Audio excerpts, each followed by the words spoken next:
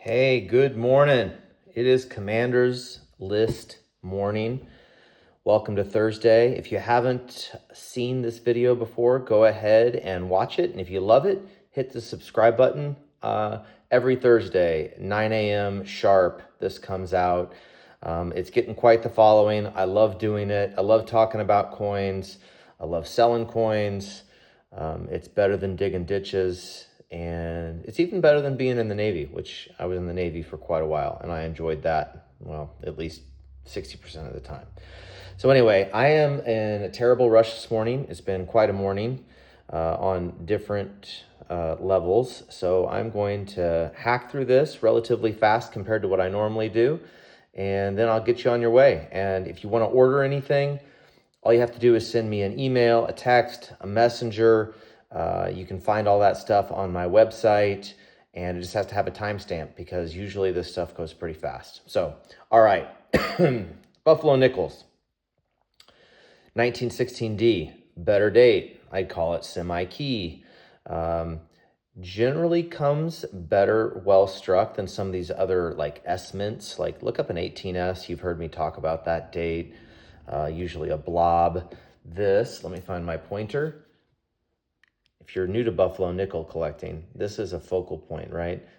There are grade limitations. No matter how glossy or nice the coin is, if this is a big blob in the braid and the knot, you're never going to get anything higher than a 4, and sometimes higher than a 3. This right here too, same central sort of piece. Buffalo nickels, pay attention to that. This is a great strike, really nice, full horn. You can see all the curls on the hair. Anyway, 16D, I've got this priced at CPG, which is at $2,100. It seems to be what they're going for. You can see the blues and the roses that are in this. This coin is a 65B coin. It's never going to be a 6, doesn't have enough luster, but it's solid for the grade, and it's eye-appealing with that lovely original nickel toning. All right, another 1916. This one, a dime. So if you're going for the early dimes, if you want a type coin, I should say, that is not like a 42 or something like that, that's super common, the 16 is an early date that is the best one to find. Often comes with full bands, nicely struck. What I like about this coin is that even though it's toned, it's really nicely toned. What you normally see for toned 1916s, and I don't know why, they tend to be dark. They tend to be kind of ugly. They tend to have, I like the toning, that how this frames it, but it usually has this darkest toning at the rim everywhere. This coin has like this greenish silver sun kind of look to it. It's a really, really nice coin. I love this coin for a 4. It's a great type coin, got nice luster. I would call it an A coin, even with the toning, and it's $275. All right, next up, a type coin, 53 arrows and rays, 1-year type, very common. But it's amazing how hard these are to find in nice condition anymore. This is, I would say, right at the edge of 50 and 45, but I think it does make a 50. Got that lovely battleship kind of gray dirt look to it. The rays on this are just awesome. I just love the design. I don't know why the rays on some people hate it. I really like how it frames the eagle, kind of like this sunburst pattern. I paid $525 for this coin just because I didn't have one in inventory for the type. I marked it up $50, so it's $575 for an AU50 CAC. All right. Another Barber. Wait, no, this is the first Barber. 1892. Lovely kind of light toning. This coin sat in an envelope. Maybe in an album, probably in an envelope. Looks like envelope toning to me. Not dark, but not light. It's got nice pretty colors mixed in there. Just a perfect type coin in the grand scheme of things. I'll try and get some of these colors. I don't think I put it on 4D or 4K for this video, but I'm not starting it over. So I think we're in the normal sort of resolution. Sorry about that. $600 for this piece. I think that's a little bit over CPG, but coins like this in this price range are super hot right now. And then let's see, 1838 half dollars. This is one of my favorite coins. I bought this from one of my favorite young numismatists. We did a trade, a hot and heavy trade. I'm still kind of laughing about, for 1807. And I collect this series. I started collecting this series in 2002 when I bought an 1837. And I still have not finished it. I do not have my 1839, and I'm just doing one of, each date. They are very, very, very difficult to find looking like this. Let me try to zoom in. It's kind of got blurry. Let's see if I can not knock over the camera. I don't know what's going on with my camera here, folks. Let's go down a little bit, see what we can do. See if that helps. Doesn't seem to be. Anyway, this coin is $500.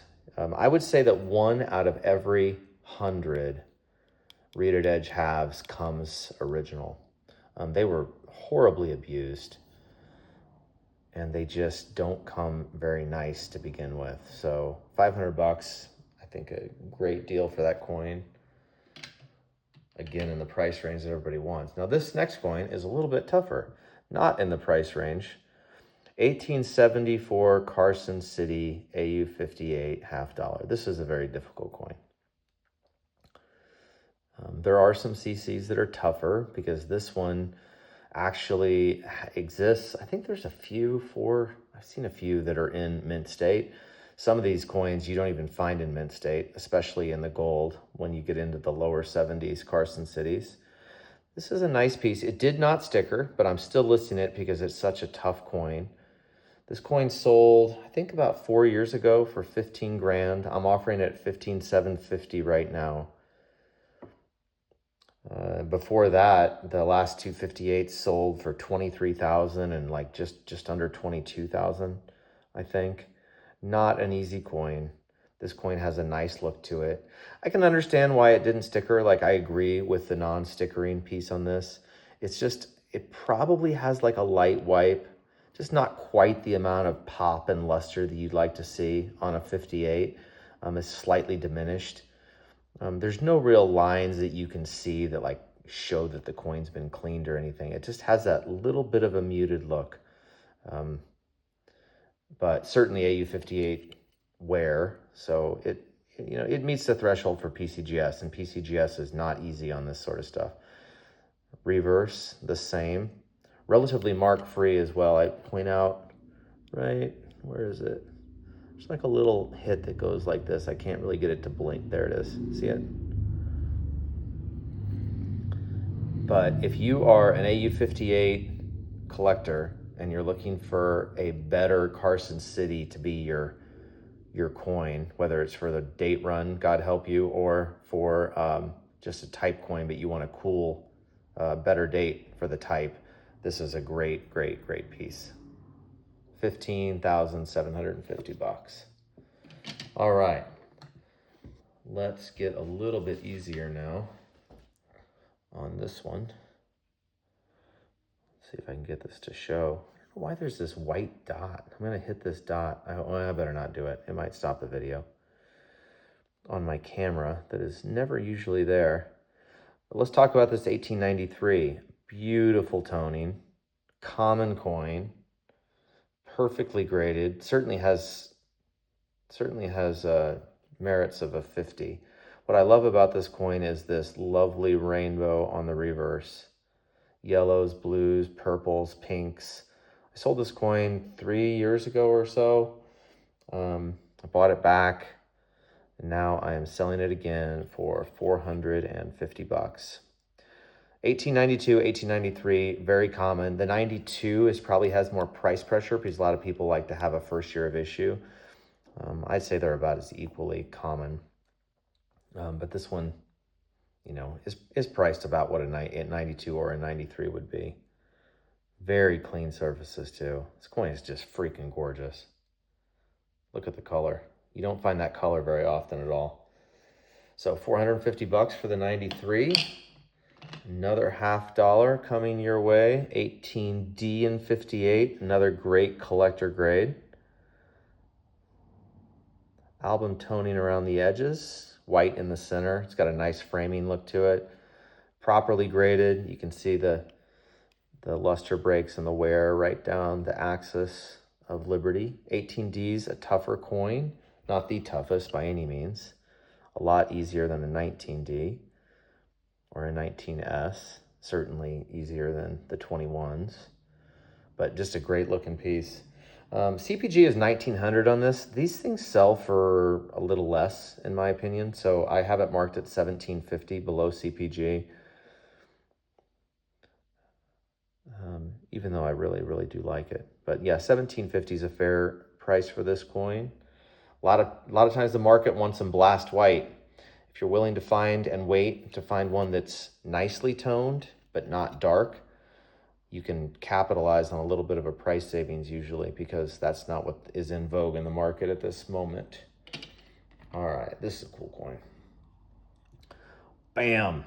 Look at that. I bought a little group of dimple dollars the other day, and this was my favorite. 81 Carson Cities, you know, they're available in dimple.